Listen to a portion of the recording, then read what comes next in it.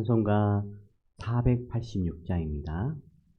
찬송가 486장입니다. 찬송가 486장입니다. 이 세상에 근심된 일이 많고 참 평안을 몰랐구나. 내 주 예수 날 오라 부르시니 곧 평안히 쉬리로다. 주 예수의 구원의 은혜로다. 참 기쁘고 즐겁구나. 그 은혜를 영원히 누리겠네. 곧 평안히 쉬리로다. 이 세상에 공고한 일이 많고 참 쉬는 날 없었구나.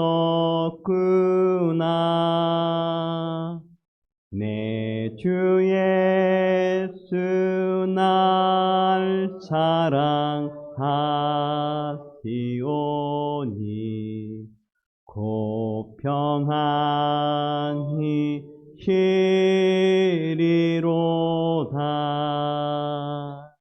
주 예수의 구원의 은혜로다. 참 기쁘고 즐겁구나. 그 은혜를 영원히 누리겠네. 곧 평안히 쉬리로다. 이 세상에 죄악된 일이 많고 참 죽을 일 쌓였구나. 주 예수 날 건져 주시오니 곧 평안히 쉬리로다. 주 예수의 구원의 은혜로다. 참 기쁘고 즐겁구나. 그 은혜를 영원히 누리겠네. 곧 평안히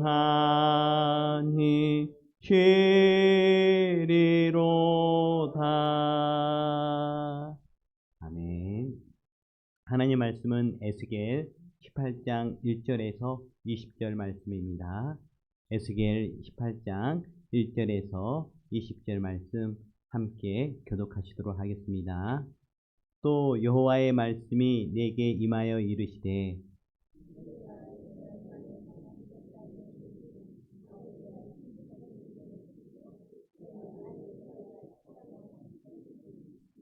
주 여호와의 말씀이니라. 내가 나의 삶을 두고 맹세하노니 너희가 이스라엘 가운데서 다시는 이 속담을 쓰지 못하게 되리라.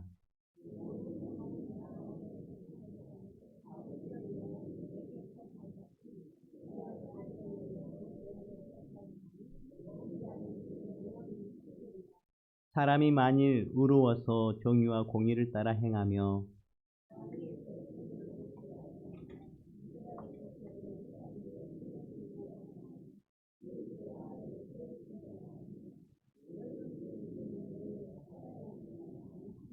사람을 학대하지 아니하며 빚진 자의 저당물을 돌려주며 강탈하지 아니하며 줄인 자에게 음식을 주며 벗은 자에게 옷을 입히며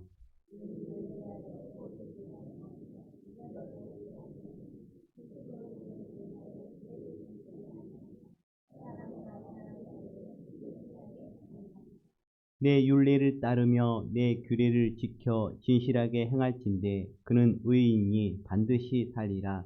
주 여호와의 말씀이니라.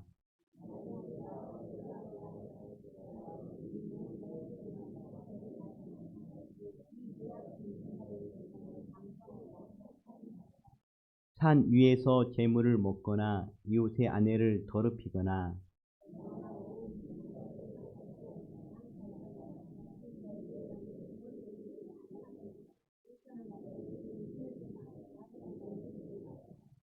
별리를 위하여 구워 주거나 이자를 받거나 할진대 그가 살겠느냐 결코 살지 못하리니 모든 가증한 일을 행하였은즉 반드시 죽을지라 자기의 피가 자기에게로 돌아가리라.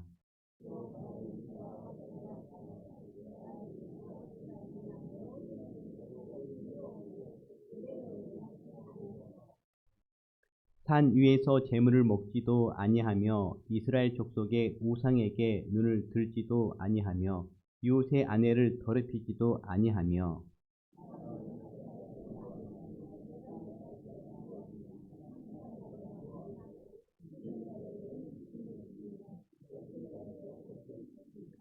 손을 금하여 가난한 자를 압제하지 아니하며 별리나 이자를 받지 아니하여 내 규례를 지키며 내 율례를 행할진대 이 사람은 그의 아버지의 제약으로 죽지 아니하고 반드시 살겠고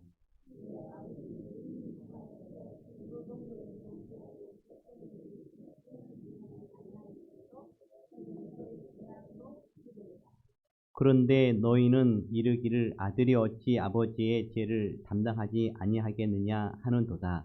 아들이 정의와 공의를 행하며 내 모든 율례를 지켜 행하였으면 그는 반드시 살려니와 범죄하는 그 영혼은 죽을지라.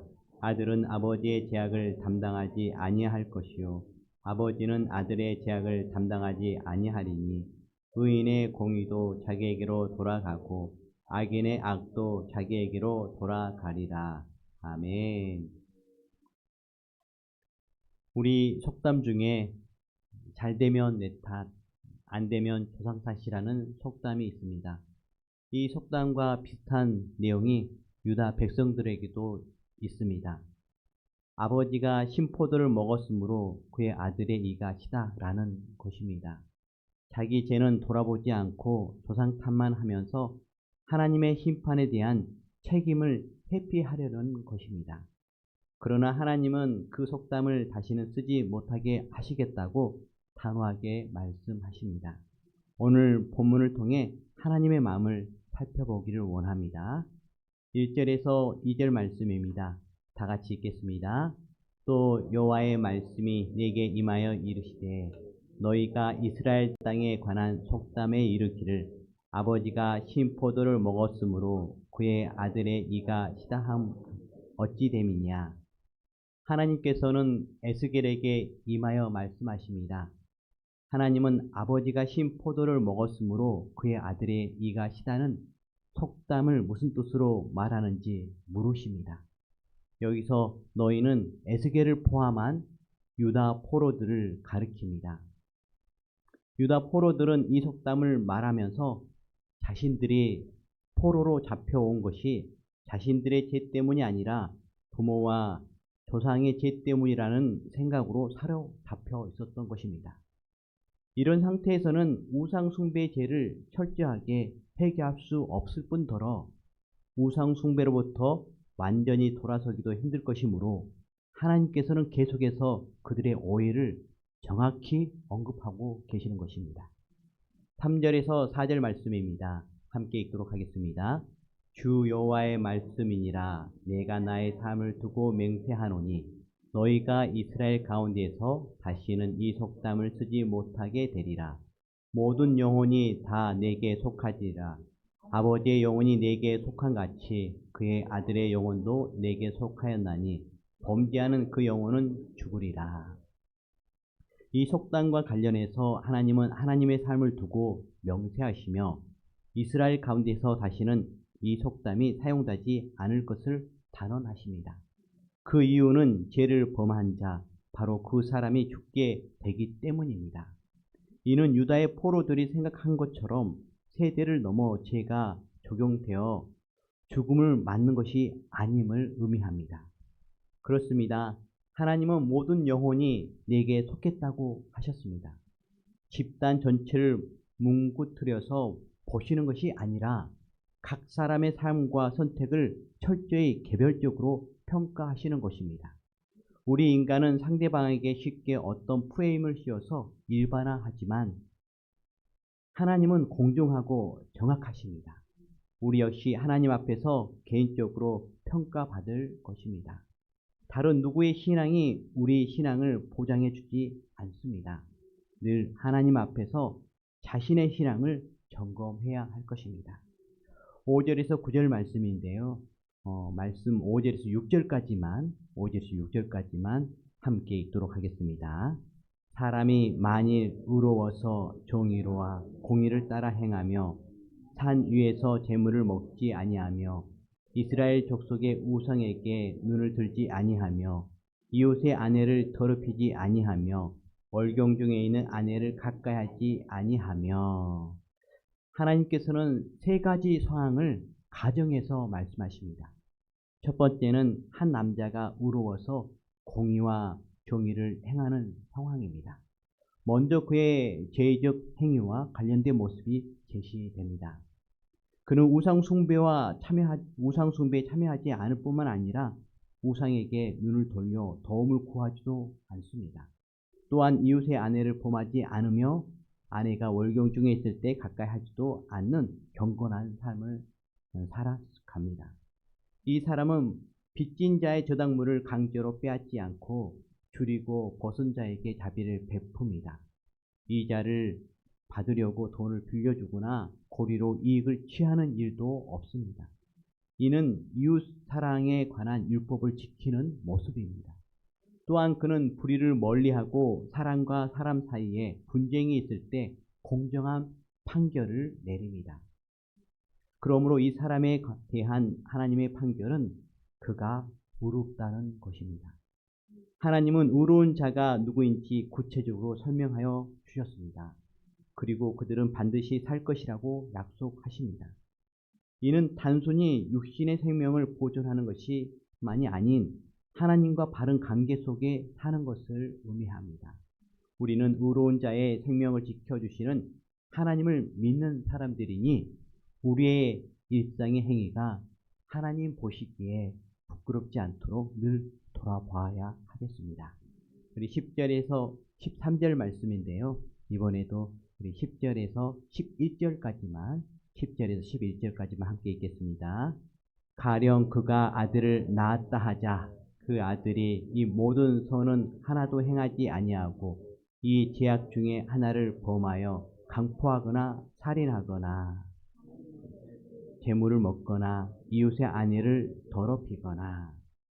두 번째는 의로운 아버지 밑에서 악한 아들이 날 수 있고 또 반대로 악한 아버지 밑에서 의로운 아들이 날 수 있다는 현실을 하나님은 말씀하십니다. 이는 잘못된 선민 사상과 숙명론에 찌든 당시 사람들에게는 충격적인 선언이었습니다. 저희들에게는 당연한 것인데요. 그 당시 때는 충격적인 선언이었습니다. 우리도 유다 포로들과 같은 오류에 빠질 수 있습니다. 그러므로 우리는 항상 우리 신앙이 하나님 앞에 개별적으로 평가받는다는 것을 잊지 말아야 하겠습니다. 우리 14절에서 17절 말씀, 우리 14절에서 15절까지만 함께 읽겠습니다. 또 가령 그가 아들을 낳았다 하자.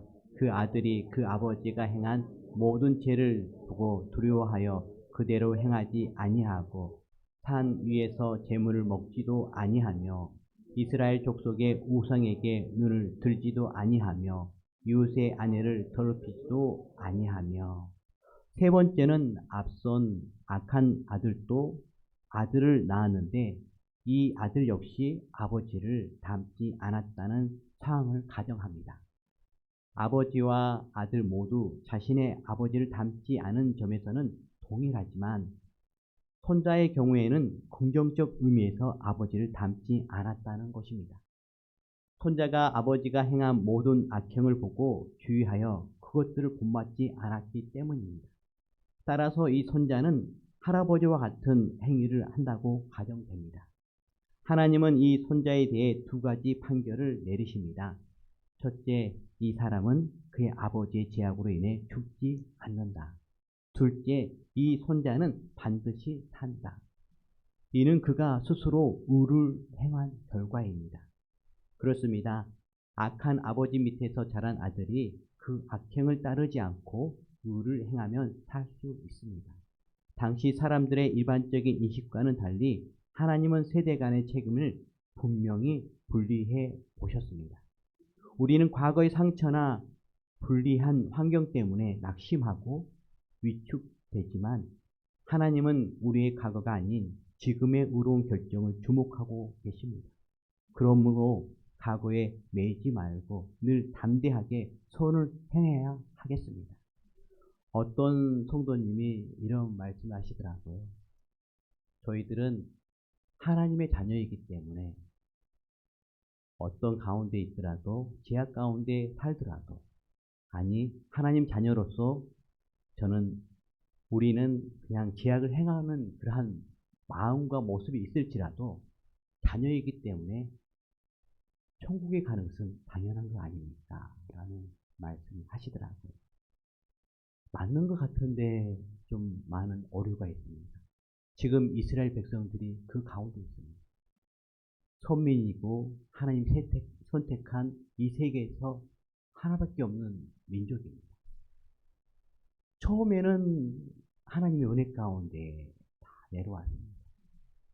하나님께서는 또 그렇게 축복을 해주셨고요. 그런데 죄악이 왕연하다 보니까 우상 숭배하다 보니까 이제는 죄악 가운데 우리가 죄 가운데 나갈지라도 선민이기 때문에 괜찮을 거야. 그러면서 그런 안이한 생각 가운데 죄악을 범했기 때문에 하나님께서는 이렇게 말씀하시는 것입니다. 18절 말씀을 함께 읽도록 하겠습니다. 그의 아버지는 심히 포악하여 그 동족을 강탈하고 백성들 중에서 선을 행하지 아니하였으므로 그는 그의 죄악으로 죽으리라. 할아버지와 손자는 각각 자신의 의로움으로 인해 살게 되지만 아들은 결코 죽음을 피할 수 없습니다.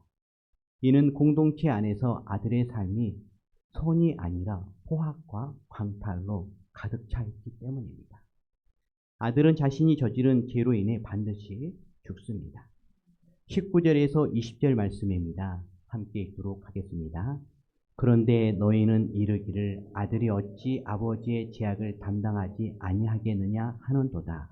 아들이 정의와 공의를 행하며 내 모든 율례를 지켜 행하였으면 그는 반드시 살려니와 범죄하는 그 영혼은 죽을지라.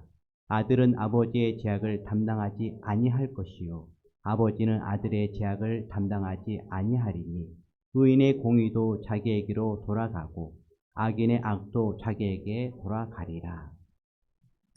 하나님의 이러한 판결에 대해 유다 포로들은 아들이 왜 아버지의 죄를 담당하지 않아야 합니까? 라는 반론을 제기합니다. 그들은 여전히 자신들이 처한 상황이 아버지의 죄 때문이라고 믿고 있습니다. 이 질문은 하나님의 판단이 정당하지 않다는 비난이기도 합니다. 이에 대한 결론을 내리는 하나님의 답변은 의인의 공의도 자신에게 돌아가고 악인의 악도 자기에게 돌아간다는 것입니다. 하나님은 포로 상황이 유다 포로들의 죄로 인한 것임을 분명히 밝힙니다. 각 사람은 자신의 행위에 책임을 져야 하며 그 결과를 피할 수 없습니다. 가령 아버지가 악인이라 하더라도 그 아들이 정의와 공의를 행하고 하나님의 윤리를 지키면 그는 자신의 행위에 따라 반드시 살게 됩니다. 반면 아버지는 자신이 저지른 죄로 인해 죽습니다. 아버지와 아들은 서로의 죄악을 담당하지 않습니다. 이 사실을 공동체적 차원 곧 이스라엘 땅에 적용하면 유다 포로들의 상황은 그들 자신의 죄악 때문이 명백합니다. 3대에 걸쳐 죄에 대해 책임을 논의하는 목적은 개인의 책임에 관한 교리를 주장하는 것이 아니라 단지 논증을 위한 전략입니다. 특히 29절에서 하나님의 회개 촉구가 이스라엘 족속 전체를 향한다는 점은 이러한 이해를 뒷받침해 줍니다. 우리 역시 주어진 현실이 어렵다고 해서 누구의 탓으로 돌리지 맙시다. 회개할 것은 회개하고 바르게 살 것을 결단하는 우리가 되어야 하겠습니다. 말씀을 정리하겠습니다. 조상 탓하지 말라는 하나님의 말씀은 우리에게 매우 큰 도전을 줍니다. 우리는 환경이든 또 사람이든 다른 탓할 거리를 찾아서는 안 됩니다. 하나님은 오늘 우리의 마음과 선택을 보고 계시기 때문입니다. 바른 길을 택한 자를 반드시 살리시는 하나님을 기억합시다. 우리는 하루에도 수없이 많은 선택을 해야 합니다. 생명의 길, 하나님이 기뻐하시는 길을 선택해야 하겠습니다. 특별히 내 탓이오라는 죄에 대한 책임감 있는 고백을 통해 회복해 되어지고 높아지는 은혜가 있기를 간절히 바랍니다. 기도하도록 하겠습니다. 공의와 사랑의 하나님, 새벽마다 말씀과 기도를 통해서 하나님의 뜻을 분별하게 하여 주시니 너무너무 감사합니다. 하나님, 그러나 이기적인 생각으로 하나님의 말씀을 오해하고 또 악한 모습 가운데 나갈 때가 많이 있었음을 고백합니다. 그런 저희들을 용서하여 주시옵시고 하나님, 힘들고 어려울지라도 또 손해가 있을지라도 주님 말씀 붙들고 믿음 가운데 담대히 나아가는 저희들 되어줄 수 있도록 도와주시옵소서. 그래서 하나님께서 높여주시는 그런 놀라운 체험과 고백들이 있도록 주여 도와주시옵소서. 하나님, 우리가 신앙생활에 있어서 어려움이 닥칠 때에 조상 탓, 나라 탓, 환경 탓하기에 앞서 자신을 깊이 돌아보고 회개하는 은혜가 있게 하여 주셔서 철저한 회개로 온전히 돌이키는 죄악으로부터 온전히 벗어나는 하나님의 은혜를 아버지 입는 그러한 축복이 저희들의 신앙 여정 가운데 있도록 도와주시옵소서. 의인의 공의도 자신에게 돌아가고 악인의 악도 자기에게 돌아감을 알고 악을 조금이라도 멀리하고 의를 향해서 나아가는 그러한 멋진 신앙인들 되어줄 수 있도록 도와주시옵소서. 주 하나님 아버지, 이 나라를 위해서 기도합니다. 이 땅에 강복의 은혜를 주신 하나님, 이 나라가 하나님을 더욱더 많이 믿고 의지함으로 나아가는 그러한 대한민국 되게 하여 주십시오. 그래서 열강 가운데 자유함이 있게 하여 주시옵시고 예수님 말씀처럼 서로 사랑함으로 계속해서 성장해가는 대한민국 되게 하여 주시옵소서. 하나님, 우리 용도 지역을 긍휼히 여겨 주십시오.